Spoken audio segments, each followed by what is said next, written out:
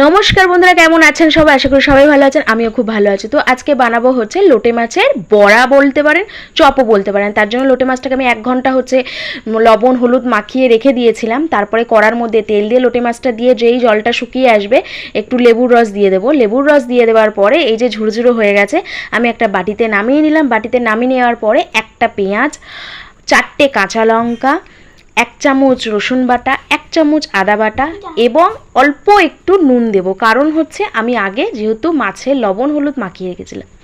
তো তারপরে দিয়ে দেব হচ্ছে বিস্কুটের গুঁড়ো আর দেব চালের গুঁড়ো, দিয়ে ভালো করে আমি হাতের সাহায্যে মাখিয়ে নিলাম।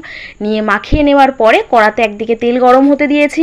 কড়ার তেল গরম হয়ে এসেছে, আর যেহেতু আমি ডিম ব্যবহার করিনি তার জন্য এখানে আমি একটু জল দিয়ে মাখিয়ে নিয়েছিলাম। কড়ার তেল গরম হয়ে গেছে, আমি একে একে হচ্ছে আমার লোটে মাছের বড়াগুলো দিয়ে দিলাম।